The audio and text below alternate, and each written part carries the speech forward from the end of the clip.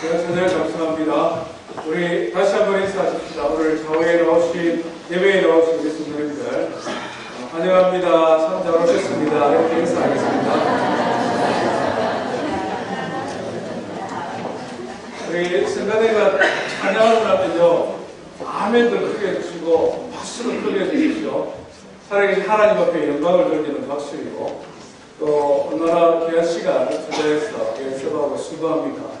그런 영광과 격려의 의미가 담겨 있는 것입니다. 아멘으로 받아줘 주시면 감사하겠습니다. 우리 대한민국에 로또가 들어온 지가 한 12~13년 되는 것 같습니다. 예전에 주택복권 있을 때 말고 미국 비슷한 로또가 들어온 것이 2002년이었습니다. 근데 지금 한 12년 정도 지났는데 가장 대박을 터뜨린 사람이 누굴까요? 얼마 정도 버는 사람이 제일 대박을 터뜨린다고 할까요? 제가 설계 준비하면서 그냥 궁금해서 찾아보니까 의외의 사람이었습니다. 누구냐니까 상계동 스파로또 판매점 사장님. 뭐 전국적으로 유명한 데 몇 군데가 있는데 그 중에 최고는 1등 17번 당첨됐답니다. 혹시 휴가 가시면 들러서 하나 사시고 제 것도 하나 사주시고. 상계동 스파 로또 판매 얼마만큼 많이 벌었냐니까요. 그 한 장에 1,000원짜리를 1년에 얼마나 팔았는지 수익만 10억. 연간 로또 판매한 수입이 10억 원입니다. 뭐 처음부터 1등 하지는 않았겠죠. 차곡차곡 쌓였겠죠. 그래서 지금 대한민국 로또가 들어오고 난 다음에 최고의 대박을 받은 사람은 바로 이분입니다. 주중에도 줄을 서고 주말에는 관광버스가 올라와요. 이게 사역이 됐어요. 이 상계전 스파 로또 판매점이 잘 되다 보니까 주변에 있는 사람들도 등단은 잘 됩니다. 그렇지 않습니까? 짧은 시간 티켓 사가면 되는데 주차 단속을 많이 하잖아요. 그러니까 아예 차를 어디다 파킹하면 좋겠습니까? 어디다 파킹하면 좋겠습니까? 네, 식당에 주차해놓고 깔을 밥 먹고 가서 사오는 겁니다. 그리고 또 보니까 미리 막 뽑아놔요. 뽑아놓고 어떤 1,000원, 만원 이렇게 봉투에 넣어놓고 돈 주면 바로 탁 가져오고. 카센터도 잘 된다고 합니다. 왜냐니까 주차할 데가 없으니까 거기에 막 차를 리프트에 올려놓고 다 마당에 가서 주차합니다. 우리 사람들은 참 복에 관심이 많지 않습니까? 그래서 지난주에 우리가 하나님 우리에게 말씀하신 몇 가지 복력, 8가지 복에 대해서 이야기를 나눴습니다. 한 2~3주 더 계속 이 복에 대해서 이야기를 할 생각인데요. 성경에서 말씀하는 복은 우리가 상식적으로 또 전통적으로 알고 있는 복과 조금 다르다고 했죠. 그렇지 않습니까?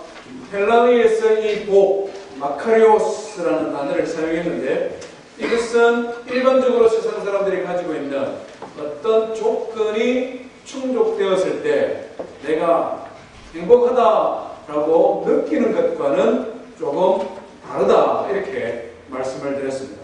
오히려 선언적 의미, 기원적 의미가 더 강하다고 했습니다. 그래서 헬라에 살아가는 사람들 중에는 지금도 사람의 이름이 마카리오스 하는 사람 이름이 많다고 합니다. 무슨 뜻인가 하니까 하나님 복을 주시기를 원합니다. 이런 선언적 의미, 기원적 의미가 강하기 때문에. 그래서 아들에게 이름을 지을 때 내 이름을 마카리오스라 해라. 이것은 무슨 말입니까? 하나님 나에게 복을 주십시오. 우리 아들에게 복을 주십시오. 헬라어 마카리오스는 그 복이 철저히 하나님과의 관계 속에서 설명되어지는 것을 보게 됩니다. 왜 그런가 하니까 우리 사람이 진정으로 행복하기 위해서는 하나님과의 관계 속에서 주어지는 복이 진실된 복이기 때문에 그렇습니다. 하나님께서 우리를 만드실 때에 우리는 다른 이 세상의 창조물과 조금 다르게 만들어졌지 않습니까? 제가 여러 번 말씀드렸습니다만 우리 사람은 몸과 혼과 영으로 만들어졌다고 이야기를 드린 적이 있습니다. 이런 강대상은 뭘로 만들었죠? 물질, 말하자면 바디밖에 없습니다. 감정이 전혀 없습니다. 춥다고 덮어달라고 말하지도 않고 덥다고 시원하게 해달라고 말하지 않습니다. 짐승은 어떻습니까? 몸도 있고 혼도 있습니다.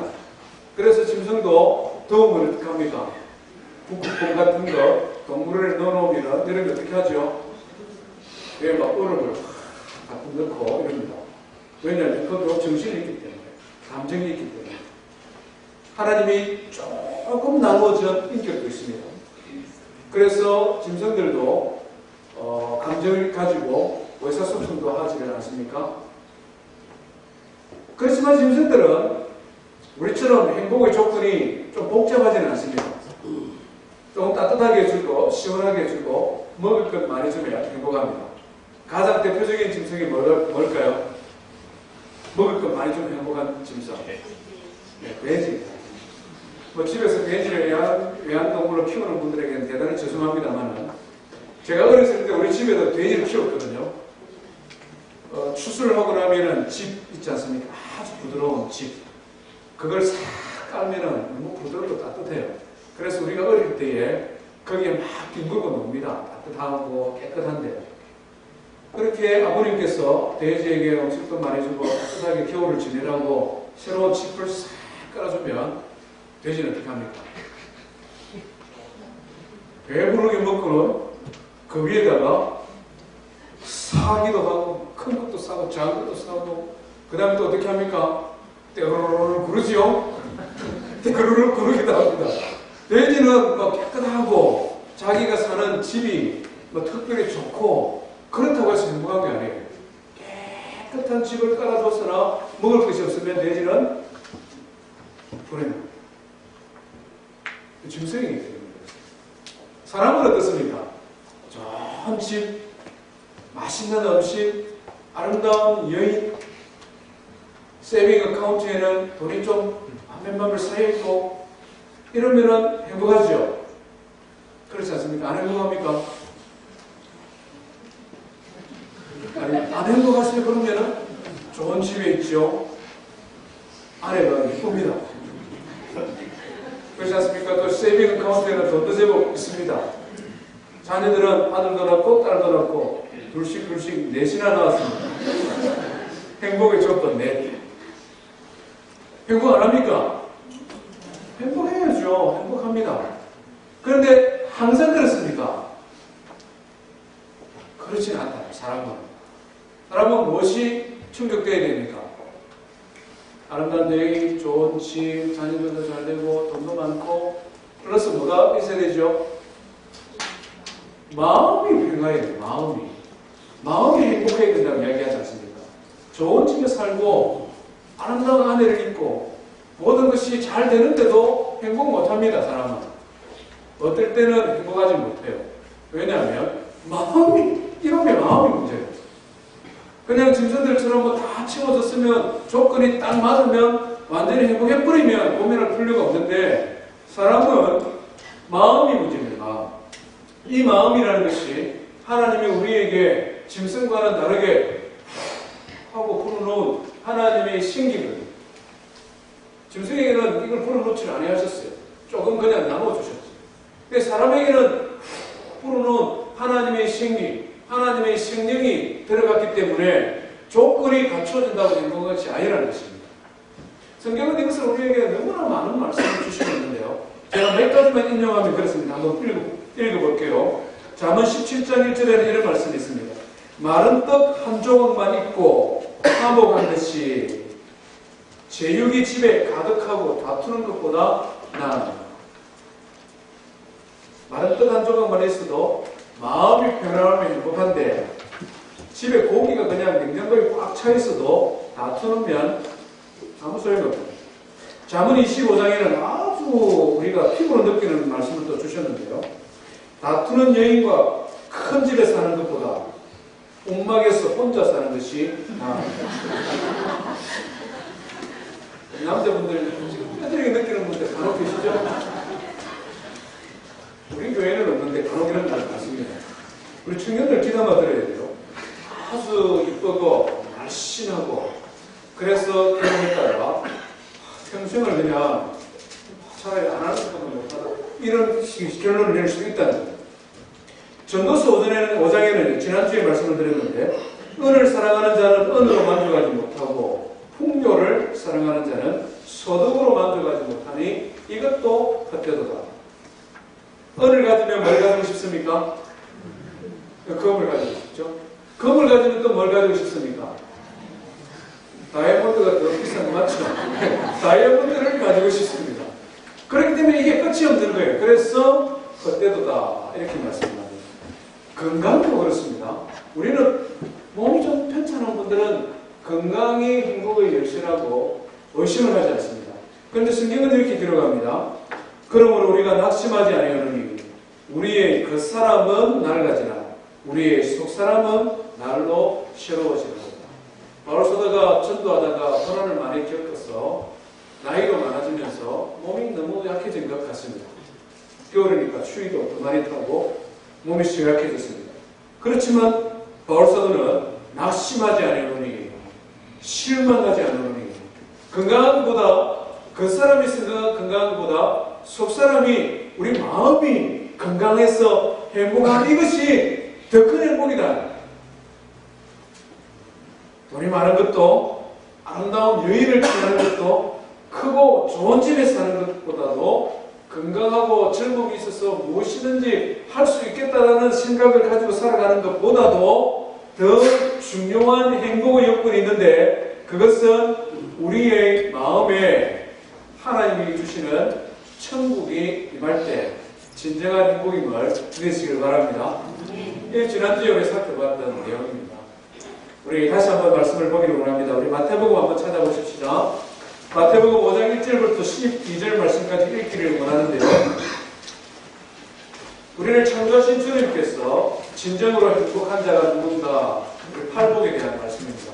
암송하고 있는 분은 눈을 조금 감고 한번 읽어보셔도 되겠습니다. 자, 1절부터 12절 같이 읽습니다. 시작. 예수께서 우리를 보시고 산에 올라가 앉으시니 제자들이 나아온지라 입을 열어 가르쳐 이르시되 신령이 가난한 자는 복이 있나니 천국이 그들의 것이며 애통한 자는 복이 있나니 그들이 위로를 받을 것이며 온유한 자는 복이 있나니 그들이 땅을 기업으로 받을 것이며 의에 줄이고 마른 자는 복이 있나니 그들이 배부를 것이며 긍휼히 여기는 자는 복이 있나니 그들이 긍휼히 여김을 받을 것이며 마음이 정결한 자는 복이 있나니 그들이 하나님을 볼 것이며 화평하게 하는 자는 복이 있나니 그들이 하나님의 아들이라 일컬음을 받을 것이며 의를 위하여 박해를 받는 자는 복이 있나니 천국이 그들의 것이나 나로 말미암아 너희를 욕하고 박해하고 거짓으로 너희를 거슬러 모든 악한 말을 할 때에는 너희에게 복이 있나니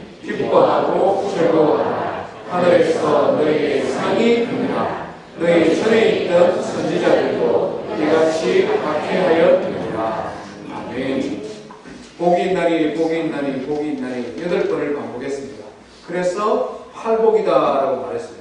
복의 내용을 보면 천국, 위로를 받고 땅을 기업으로 받고 배부르고 위로를 받고 여러 가지로 묘사를 했습니다만은 팔복의 처음과 팔복의 마침은 무엇으로 시작되고 무엇으로 끝납니까? 팔복의 처음과 끝은 3절에 심령이 가난한 자는 복이 있나니 천국이 그들의 것이며 그리고 10절에서는요 복이 있나니 천국이 그들의 것이며 여러 말로 표현할 수 있습니다. 배부르고 위로를 받고 하나님의 아들이라 일컬음을 하고 마음이 청결해서 눈을 열어 하나님을 보고 이런 다양한 복의 내용이지만 요약을 한다면 압축을 시킨다면 천국입니다. 이 땅에 이루어지는 천국 하나님의 뜻이 이루어지는 것입니다. 나의 마음에 창조자 하나님의 뜻이 이루어지니 나의 인생의 삶이 뒤돌아볼 때 복된 것입니다. 우리 가정에 하나님의 뜻이 이루어지니 하나님 앞에 기도한 것이 성취되어지고 하나님께서 우리 가정을 축복하심으로 우리의 지경이 넓어지고 세상에서 영향력 있는 삶을 살아가는 것 그래서 천국이 이루어지는 것입니다. 때로는 어렵고 시험이 들고 가난해질 수도 있고 약해질 수도 있으나 그것이 하나님의 뜻 가운데서 이루어지는 것을 내가 아니, 그래서 그것을 마음으로 받아들이니 하나님의 위로가 임하기 때문에 나의 마음이 천국이 되는 것입니다. 그것이 이 땅에서 이루어지는 천국입니다. 그렇게 이 세상을 살아가다가 우리의 삶이 다하여서 하나님 나라 갈 때에 영원한 천국이 우리를 기다리지 않습니까? 하나님께서 우리 몸에, 우리 눈의 모든 눈물을 씻기시고 천국 입구에서 우리를 웰컴하시고 우리를 가슴 가득 안으시고 착하고 충성된 종아 수고했다. 나의 잔치에 참여하라. 추위도 없고 더위도 없고 하늘의 태양도 필요치 없는 그 영원한 천국에 하나님의 잔치에 참여하는 천국입니다. 그렇기 때문에 이 팔복은 천국으로 시작해서 천국으로 마치는 하나님의 주시는 진정한 행복이 여기에 있다 하는 것입니다.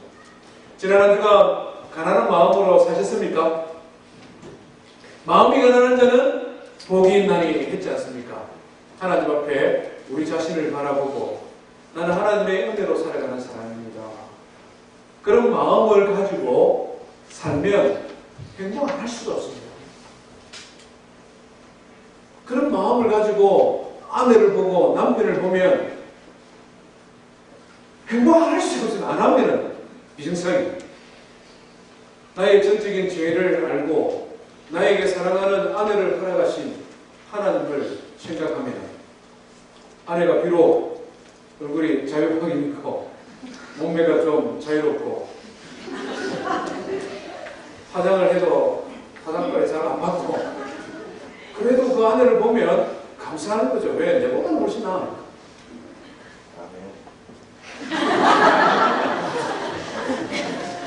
묵직한 목소리가 아니에요. 그렇잖아요. 하나님 앞에 나를 보는 게 마음 가난한 거예요. 그렇게나 큰 게 없습니다. 최소한 내보다는 하나님 앞에 정직하게 기도의 자리에 나와 사람들 앞에 말하는 내 말고 하나님 앞에 정직하게 나와서 나 자신을 비춰볼 때 저보다는 제 아내가 100배, 1000배 낫습니다. 그런 아내를 주신 하나님 앞에 감사하니 나중에 행복이 오는 거죠. 아닙니까? 아내들은 아닙니까? 아내들이 행복하지 못한 이유가 다른 남편을 나보다 못하다고 생각하고 신앙도 나보다 못하고 성질도 나보다 못했고 내가 결혼해서 손해받고 자기는 자기 할 일 다 하는데 나는 집에서 사념이나 하고 막 이런 눈으로 보니까 남편이 어떻습니까? 행복 못합니다. 가정에 행복이 있을 수가 없습니다. 하나님 앞에 가난한 마음을 가지고 나를 보면 어떻습니까? 귀한 남편 주심에 감사하고 일찍 밥 먹고 가정을 위해 수고하려고 저렇게 새벽에 일하러 가는 남편이 사랑스럽고 하루 종일 수고하고 들어오는 남편을 보면 좋은 밥, 맛있는 것, 따뜻한 것 해주고 싶은 이런 마음이 저절로 생기잖아요. 아닙니까? 그 여성들이들 아멘 안 하네요. 남자 누군가가 아멘을 대표로 했는데 여성들이들 아멘 안 하고 하나님 앞에서 우리를 보는 게 마음 가난한 것입니다. 그렇지 않습니까? 돈이 없어서 가난한 것이 아니고 기가 죽어 있는 것이 아니고 하나님 앞에서 나를 바라보니 내가 마음이 가난한 것입니다. 거기에 하나님 주시는 행복이 있습니다. 착각하는 것도 아니고요. 합리화하는 것도 아니고요. 그냥 아닌데 그런 것처럼 인정하는 것도 아닙니다. 실제로 한번 그렇게 보시라는 거예요. 오늘은 두 번째 시간입니다. 온유에 대한 온유. 온유한 자는 복이 있나니 땅이 그들이 땅을 기업으로 받을 것이다. 온유라는 뜻을 한자에서는 참 잘 설명했습니다. 따뜻할 온, 부드러울 유, 따뜻하고 부드러운 상태.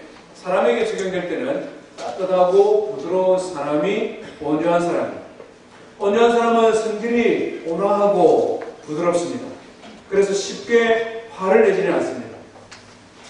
온유하다는 말을 가장 대조해서 쉽게 설명할 수 있다면 화를 잘 안 내는 것이 온유입니다.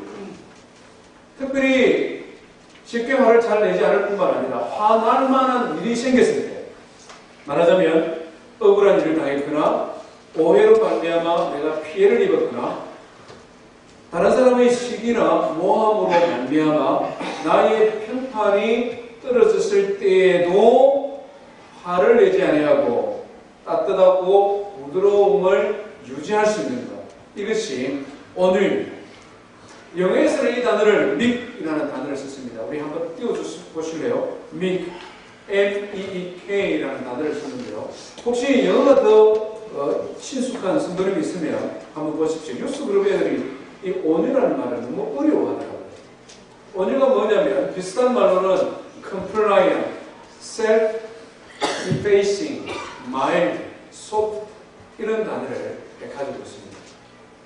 gentleness in the sense of humility. 우리 겸손하다라는 말을 하는데 그 겸손한 것보다 조금 겸손하면서 젠틀하다. 우리 젠틀맨 이런 말 하지 않습니까? 저 사람 참 젠틀맨이다. 그때 쓰는 단어가 meek라는 단어입니다. 그런데 이 단어는 헬라어에서 이런 원어들을 가지고 있는데요. 신앙적으로, 성경적으로 조금 더 적용을 하면 또 다른 의미를 가지고 있습니다. 밑에 보면은 This is the person이라고 되어 있는데 자기의 힘이나 자기의 아젠다나 자기의 주장이나 자기의 의지나 자기의 목적이나 자기의 골, 인생의 비전이나 그의 꿈이나 그의 야망을 기법하는 것인데 디바인 컨트롤, 거룩한 하나님의 통제 아래 자기 자신을 굴복시키는 것, 이것이 온유다. 어렵죠? 쉽게 조금 더 설명을 드리면 몇 가지로 설명을 드릴 수 있는데요. 말 있지 않습니까? 말. 1살에서부터 3살 정도 되는 말을 영어에서는 콜츠라고, 콜츠. 길들여지지 아니하는 야생말. 말하자면 들판을 제 마음대로 뛰어다니는 말. 순놈. 1살에서 3살. 아마 제일 와일드한 것입니다. 그것이 콜츠인데요. 이 말을 잡아서 멍이를 메우고 훈련을 시켜서 사람을 태우거나 짐을 나르거나 그래서 유용하게 사용될 때 그 말이 미크해졌다. 또는 헬라어로는 프라우스, 겸손해졌다, 온유해졌다 이런 단어를 사용합니다. 약을 또 사용하는데요. 사람이 열이 풀풀 납니다. 그래서 약을 복용을 했습니다. 약을 복용했는데 열이 내렸습니다. 그것을 뭐라고 그러냐면 프라우스, 약에 의해 열이 진정이 되어지죠. 프라우스라는 단어를 사용합니다. 바람에도 사용했는데요. 열심히 일을 하고 땀을 뻘뻘 흘리는데 나무꾼들 밑에 앉아 있는데 선선한 바람이 붑니다. 그래서 사람의 더위가 식었습니다. 그때 프라우스라는 단어를 썼습니다. 뭐냐면 바람에 의해 열이 다스려진다. 약이든 바람이든 말이든 야생 그 상태로 두면 어떻습니까? 바람도 허리케인이 분다든지 토네이도가 불면 치명적입니다. 약도 그렇지 않습니까? 똑같은 약이지만 잘못 사용되어지면 사이드 이펙트가 심할 경우에는 사람의 생명도 빼앗아갈 수 있다는 것입니다. 이 온유라는 것이 그런 힘을 가졌다는 것입니다. 사람이 그런 힘을 가지고 그런 능력이 있고 그런 자질이 있는데 자기 마음대로 쓰거나 자기 뜻대로 쓰면은 유익하지 못한 것이 디바인 컨트롤, 거룩하신 하나님 앞에서 컨트롤되기 때문에 그것이 아주 효과적으로 유용하게 사용되어지는 사람을 일컬어 온유한 사람이다. 성경은 여기에서 한 발 더 나아가서 온유를 설명을 합니다. 우리 성경을 한번 찾아보십시다. 이 말씀에 오늘 읽은 마태복음 5장 3절 말씀에 배경에 대한 말씀이 시편 37편에 있는데요. 우리 성경을 한번 찾아보시기 바랍니다. 시편 37편. 성경에서는 이 온유를 조금 더 한 발 더 나아가서 우리에게 설명을 하고 있습니다. 시편 37편 11절 말씀을 같이 읽어보겠습니다. 시작. 그러나 온유한 자들은 땅을 차지하며 풍성한 화평으로 즐거워하리로다. 여기서 온유한 자들은 예수님이 말씀했던 바로 그 단어, 그것을 그대로 쓰고 있습니다. 온유한 자들은 땅을 차지하며, 온유한 자는 복이 있나니 그들이 땅을 기업으로 받은, 똑같은 말씀이죠. 뿐만 아니라 풍성한 화평으로 즐거워하리로다. 영어 성경은 어떻게 표현하고 있냐면요. The meek will inherit the land and enjoy great peace. Great peace. 우리 마음이 great, 대단한 평화를 누린다. 온유한 자. 이 시편 37편은 특별한 배경을 가지고 있는 말씀인데요. 예수 믿는 사람들, 하나님 믿는 하나님의 자녀들이 세상에서 불신자들과 섞여 살아가다 보면 때로는 억울할 때가 있습니다. 하나님의 자녀로서 나는 정직하고 어렵게 살아간다고 노력하는데 잘 안 풀릴 때가 있습니다. 더 나아가서는 나쁜 사람이 잘 살 때가 있습니다. 저 완전히 사기꾼 같은데 보니까 아내는 너무나 아름답고 너무나 좋은 차에 타고 그 사람 사는 집에 가봤더니 우리 집은 그냥 초가집 같아. 이런 경우에 우리 마음이 어떻습니까? 아무 짓 안 합니까? 목을 그려주고 싶습니까? 열받잖아요. 나는 하나님 믿고 정직하게 살고 주일마다 예배하는데 이렇고 저 사람 그때는 사람이라는 표현 안 쓰죠. 좋은 집에 뚱뚱거리고 살고 이러면은 열받단 말입니다. 우리 37편 1절 한번 읽어볼까요? 시작. 악을 행하는 자들 때문에 불평하지 말며 불의를 행하는 자들을 시기하지 말자. 그런 사람들 보면 불평이 생기지 않습니까? 원망이 생기지 않습니까? 억울한 마음이 들지 않습니까? 그것으로 끝나면 그래도 다행인데 조금 더 나아가면은 부럽기도 하고 시기하는 마음도 생기고 질투하는 마음도 생기고 나도 좀 저렇게 살아볼까 말까 이런 생각도 생기게 되지 않습니까? 그럴 때 온유한 자가 되라는 것입니다. 그럴 때 불평하고 원망하고 흡수로 범죄하지 말고 오히려 온유한 자가 되라. 그러면 great peace, 거대한 평화가 너의 마음에 이르고 땅을 기업으로 받게 될 것이다. 어떻게 하는 것이 온유한 자입니까? 3절부터 10절까지는 온유한 자에 대해서 쭉 설명을 하는데요. 3절에 보면은 여호와를 의뢰하고 선을 행하라. 여호와를 의뢰하는 것입니다. 온유한 자는. 4절에는 여호와를 기뻐하는. 지금 막 원망, 불평, 질투, 시기 막 나오려고 하는데 오히려 여호와를 기뻐하라는 것입니다. 5절에서는요. 길을 여호와께 맡기라. 그 사람하고 비교해가면서 열받지도 말고 속상하지도 말고 너의 길이 바른 길 같으면 하나님께 맡기라는 것입니다. 7절에서는요. 잠잠하고 참고 기다리라. 잠잠하고 참고 기다리라. 8절에서는요. 분노를 거치고 너를 버리고 불평하지 말고 악을 만들지 마라. 그죠? 이렇게 하는 자들은 온유한 자들이고, 이렇게 할 때 뭐를 차지한다고요? 땅을 차지하며 풍성한 화평으로 즐거워한다. 어떻게 이게 가능하느냐면요. 2절 말씀해 보니까 그들은 풀과 같이 속히 배임을 당할 것이며 푸른 채소와 같이 쇠잔할 것입니다. 하나님이 살아계신 분이시고 하나님께서 마지막 마침표를 찍을 분이시기 때문에 하나님을 바라보고 하나님께 맡기고 하나님으로 인하여 기뻐하고 쉽게 분노하지 말고 오히려 참고 견디라. 왜?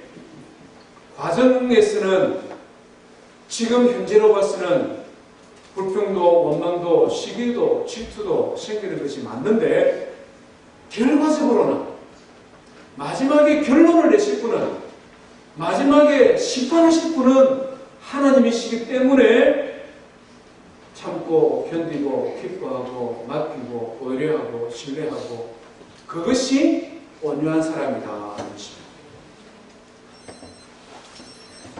신구약 성경을 통틀어서 가장 가장 온유한 사람으로 대표되는 사람이 누굽니까? 모세죠, 모세. 그죠?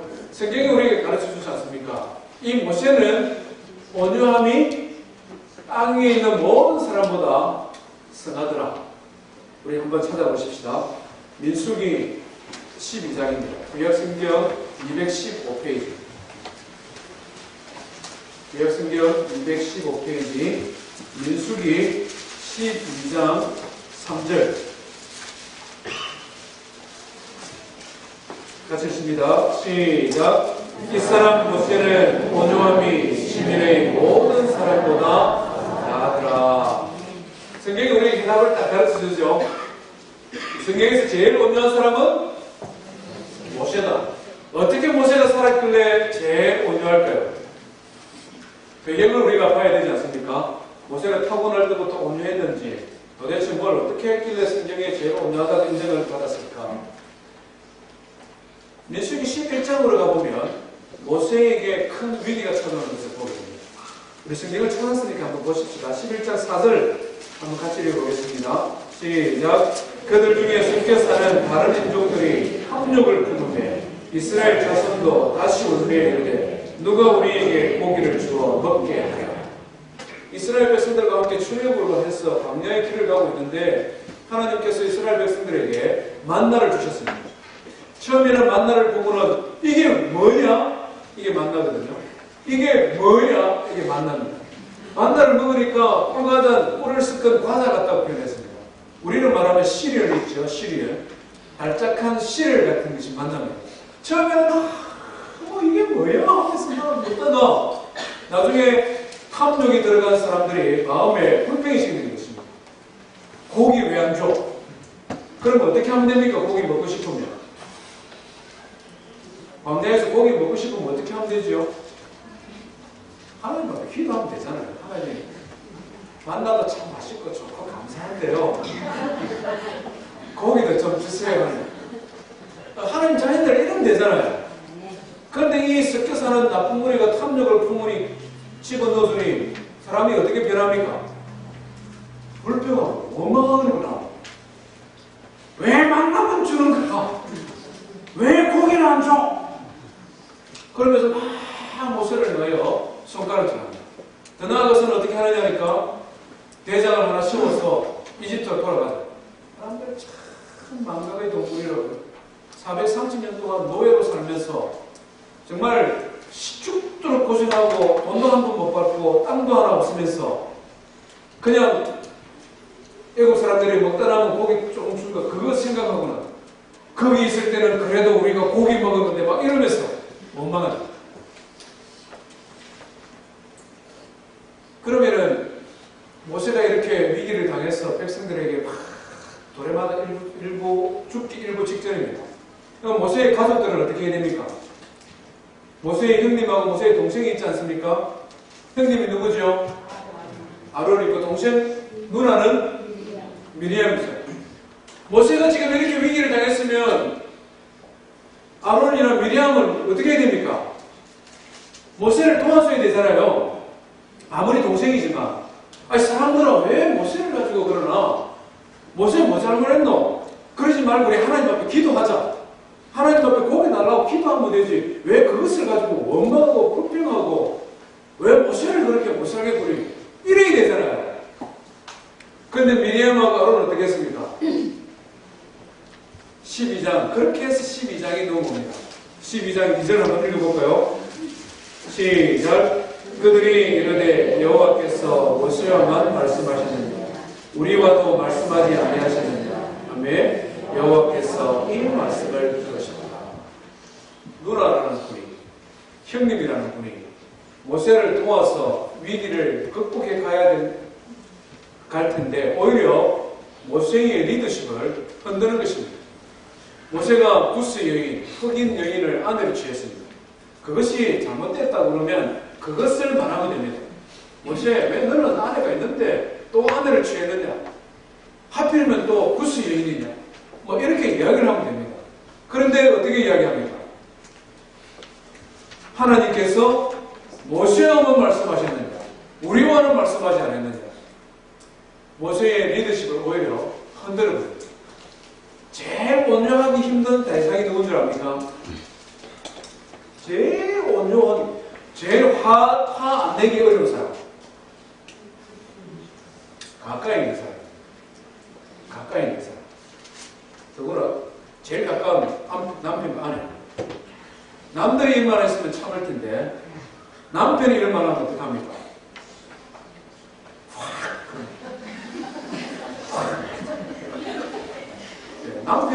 남들이 이 말했으면 참을 텐데. 왜냐면 제일 가까운 사람에게 참기 어렵거든요. 남들이 말했으면 참을 텐데 아내가 이런 말을 하면 어떻게 합니까? 가족들이 우리가 참 화내는 것 절대 잘 안 되죠. 가족. 모세가 온유함이 지밀해서 가장 땅에서 제일 온유했던 결정적인 이유는 뭐냐면 가장 가까운 사람에게 화를 내지 아니하고 침묵할 수 있었다는 것입니다. 남들에게 화 안 내는 것. 평범한 사람은 그렇게 합니다. 남들에게 말 잘 안 해요. 왜? 다른 사람한테 쉽게 화내면 안 되잖아요. 평범합니다. 그런데 온유한 사람은 가까운 사람한테도 화를 안 내는 것입니다. 그래서 모세가 온유함이 지면에서 땅 위에서 가장 승하다. 모세가 이렇게 가장 가까운 아론과 미리암에 대하여 화를 내지 않았던 이유가 어디에 있습니까? 우리가 방금 읽었던 12장 2절에 보면 아론과 미리암이 불평할 때에 누가 그것을 들었더라고요? 여호와께서 그 말을 들으셨다. 여호와 하나님께서 듣고 판단하시고 여호와 하나님께서 듣고 판단하시고 심판하실 것을 모세는 알고 있기 때문에 그렇습니다. 모세가 그것을 믿기 때문에 그렇습니다. 하나님께서 판단하시고 하나님께서 여기에 대하여 말씀하실 터인데 내가 누나를, 내가 형님을 섭섭하다고 속상하다고 화를 내지 않는다는 것입니다. 모세가 어떤 사람입니까? 성격이 얼마나 급하고 얼마나 대단한 사람입니까? 40살까지 애굽에서 왕자의 교육을 받았습니다. 지략이 뛰어난 사람입니다. 건강한 사람입니다. 무술로도 훈련을 받은 사람입니다. 광야에서 40년 동안 양을 치면서 단련된 사람입니다. 애굽 병사가 싸우는 것을 보고 어떻게 했습니까? 이스라엘 사람과 애굽 사람이 싸우는 걸 보고는 가서 죽여버렸잖아요. 그러고는 어떻게 합니까? 땅 파고 묻어. 열받는다고 죽여버리고 땅 파다가 묻어버리는 모세입니다. 모세가 굉장히 성질이 급한 사람입니다. 그런데 광야의 40년을 지나면서 하나님께서 바로를 심판하는 것을 보면서 하나님께서 선과 악을 구별하여 심판하시는 것을 경험을 통하여 보면서 그의 마음에 온유한 마음이 생긴 것입니다. 그의 마음에 화를 내지 아니하고 참고 침묵할 수 있는 마음이 생기게 된 것입니다. 그래서 그가 온유한 자가 되었다는 것입니다. 사랑하는 여러분, 우리 교회 공동체, 우리 성도들의 가정에, 우리의 직장 생활 속에 우리의 삶이 온유한 자가 되기를 주의 이름으로 축원드립니다. 가정에 한 사람이라도 온유하지 못하고 화를 잘 내는 사람이 있으면 그 집안이 얼마나 힘듭니까? 천국이 아니라 지옥입니다. 특별히 남편이 가정의 가장이 불쑥불쑥 화를 내면 그 집은 천국이 아닙니다. 싸우는 여인이 아니라 싸우는 남편과 큰 집에 사는 것보다는 옥막에 사는 것이 더 행복하다. 교회 공동체 역시 마찬가지다는 것입니다. 교회 공동체 안에 온유하지 못한 사람들이 많으면 교회가 어떻습니까? 슬렁해집니다. 차갑습니다. 따뜻하지를 못한 것입니다. 교회 공동체의 영적인 리더가 온유하지 못하면 어떻습니까? 그것은 한마디로 말하면 재앙입니다. 교회 공동체 안에 영적인 리더가 온유하지 못하다. 그러면 그 영향력이 주일학교, 어린애들까지 다 퍼지는 것입니다. 교회가 따뜻해지지를 못하는 것입니다. 그래서 하나님께서는 교회의 영적인 리더를 세울 때 온유한 자를 세우라고 말씀합니다. 에베소서 4장 1절부터 3절 말씀을 보면 제가 한번 인용해 보겠습니다. 그러므로 주 안에 갇힌 내가 너희를 권하노니 너희가 부르심을 받은 일에 합당하게 행하여 따라합시다. 모든 겸손과 온유로 하고 오래 참음으로 사랑 가운데 서로 용납하라. 에베소서 4장은 직분에 대한 설명으로 유명한 장이거든요. 에베소서 4장 11절부터 보면 교회의 목사와 장로와 교사를 세우시느라 직분에 대한 설명을 합니다. 그 직분에 대한 설명하기 전에 바울 사도는 어떤 사람이 직분자가 되어야 되느냐, 모든 일에 부르심을 받았을 때에 겸손과 온유로 하고 오래 참음으로 사랑 가운데 서로 용납하라. 이것이 리더의 자격인 것입니다. 하나님의 교회를 섬길 때에 얼마나 그 사람이 능력이 있느냐, 얼마나 그 사람이 영향력이 있느냐, 얼마나 그 사람이 준비되어져 있느냐, 이런 것들은 차선입니다. 제일 중요한 것은 무엇이냐면 사람의 태도와 자신, 어떤 태도와 어떤 자세로 가지고 하나님의 일을 하느냐. 온유하지 못한 사람들의 말과 행동, 태도로 말미암아 교회 공동체가 상처를 받고 멍이 들 때가 있습니다. 상처를 받고 멍이 들면은 하나됨이 깨어지는 것입니다.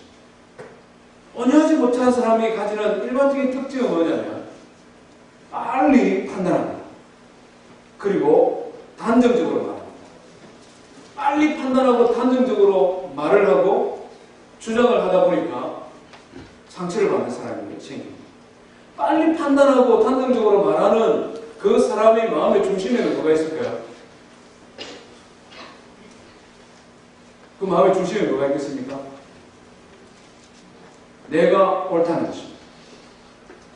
내가 옳으니까 빨리 판단하고 단정적으로 말합니다. 내 생각이 옳으니까, 내 주장이 옳으니까. 그래서 빨리 생각하고 판단하고 말을 하다 보니 거기에 대하여 노하게 됩니다. 어떻게 됩니까? 화가 나는 거죠. 내 생각이 옳은데, 내가 경험이 더 많은데, 내가 더 잘 아는데, 그래서 아이고 고민해볼 필요가 뭐 있습니까? 이거죠. 아니라 그러니까 그걸 어떻게 아니라고 할 수 있어요? 온유하지 못한 사람이 또 특징 중에 하나는 뒤끝이 없다는 것입니다.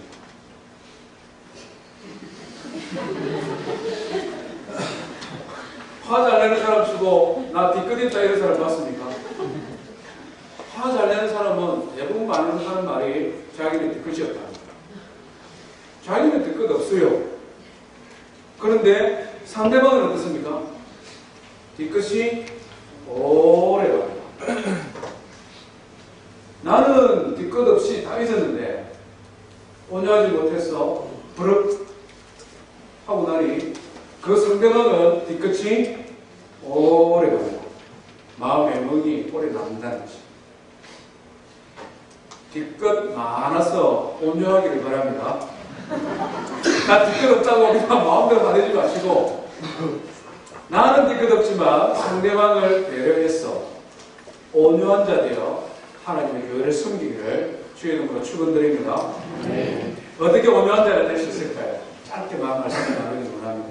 온유는 타고나는 성품이나 기질이 절대 아닙니다. 온유는 유순하게 태어난 사람, 성격이 좀 남들보다 유순한 사람이 아닙니다. 온유는 야생의 말과 같은 힘, 허리케인이나 태풍과 같은 그런 바람, 약이 효과가 있어서 그 약으로 말미암아 사람을 죽이기도 하고 살리기도 할 수 있는 힘이 그 안에 있지만 거룩하신 하나님의 뜻 안에 통제되고 있는 것이 온유입니다. 그렇기 때문에 이 온유는 타고나는 것이 아니라는 것입니다. 예수님께서는 온유한 자가 되라고 나에게 배우라고 말씀합니다. 마태복음 11장 28절 이후에 보면 성경에 이렇게 기록합니다. 수고하고 무거운 짐진 자들아 다 내게로 오라. 내가 너희를 쉬게 하리라. 같이 합시다. 내 마음이 온유하고 겸손하니 나의 멍에를 메고 내게 배우라. 나의 멍에를 메고 내게 배우라는 것입니다. 멍에가 무엇입니까? 소 같은 거, 말 같은 거 목에다가 이렇게 달고 짐승이 끌고 가는 것이 멍에이지 않습니까? 쉽지 않습니다. 멍에를 처음 내는 날 소가 얼마나 날뛰는지 모릅니다. 아마 농촌에 사는 분들 보셨을 것입니다. 코를 뚫고 멍에를 지우면 소들이 불편하니까 몸을 비립니다. 그냥 마구가 쓰러지도록 기둥에다 대고 못 됩니다. 왜? 불편합니다. 힘드니까.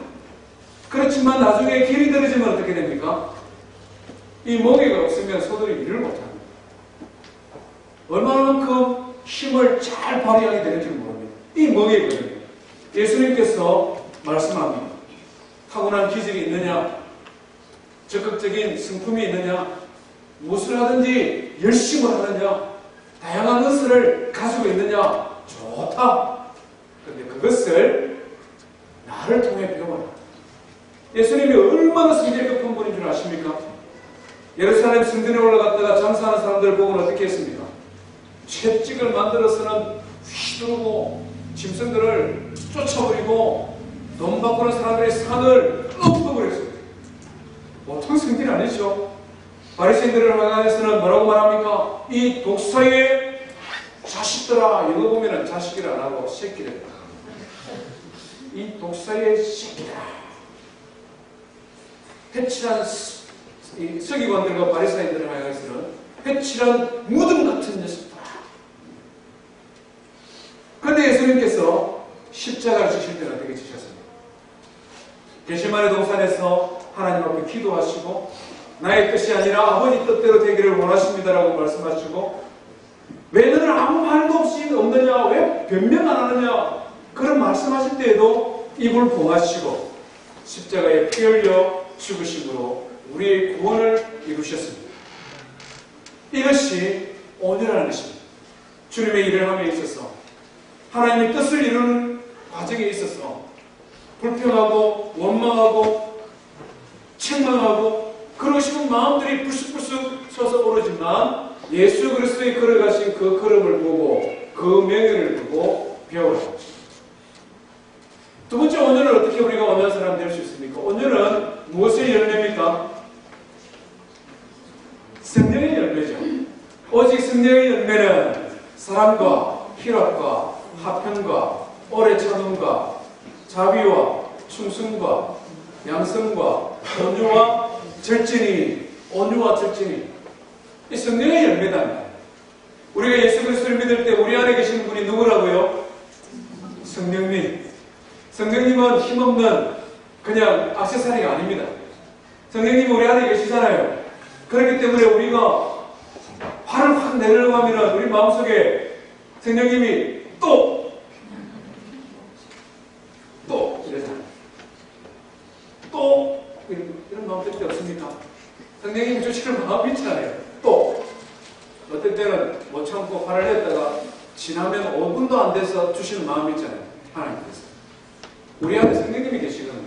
그게 그냥 화를 내릴 일이냐, 뷰티야. 하나님이 또 말씀하세요. 그러고 막 예전에는 체면 때문에, 자존심 때문에 아버지의 권위를 씌우기 위해서 여러 가지 합리화해서 버팁니다.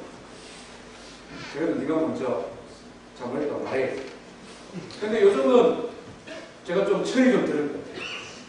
아니면 성령의 음성에 조금 더 민감해져요. 어느 날 그냥 툭 이렇게 나왔다든지 나오려고 할 때 브레이크를 조금 빨리 걸고 또 확 나왔을 때는 빨리 돌았습니다. 미안하다. 잘못했다. 아들한테 잘못했다고 말할 때 한 번씩 있습니다. 안 쉽거든요. 한번 해보세요. 아내한테도 미안하다. 그만큼 아내는 아니거든, 분명히. 그런데 통제되지 않으니까. 기질이 통제되지 않으니까 팍 나오는 거죠. 우리 안에 성령님이 계시는데 말씀할 때 알겠습니다, 인정하고 받아들이면 열매로서의 온유가 나올 줄 믿습니다. 내 안에 성령님 없는 것으로 한번 누구든지 그리스도의 영으로 아니하고는 예수를 주라 시인할 자가 없느니라. 성경 우리에게 분명히 말씀하셨잖아요. 예수 믿는 하나님의 자녀의 마음속에 성령님이 계십니다.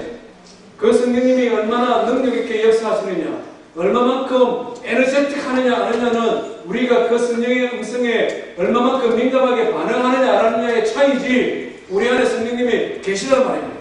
그 성령께서 우리에게 말씀하실 그때에 순종하며 성령의 열매가 막 주렁주렁 열리게 되는데, 그 중에 하나가 뭐냐면 온유입니다. 널푸른 장로교회를 섬기는 성도 여러분, 하나님은 온유한 자가 복 있다고 말씀합니다. 온유하다는 것과 가장 대조되어서 나타나는 것이 화를 내는 것입니다. 우리의 신앙의 삶 속에서 우리가 옳은 일을 행할 때, 때로는 우리가 억울한 일을 당할 때, 그때라도 온유함으로 하나님께서 우리에게 약속하신 이 땅 위에서의 천국과 영원한 천국을 기업으로 갖기를 주의 이름으로 축원드립니다. 우리 말씀 기회감에 함께 하나님 앞에 찬송하십시다. 온유한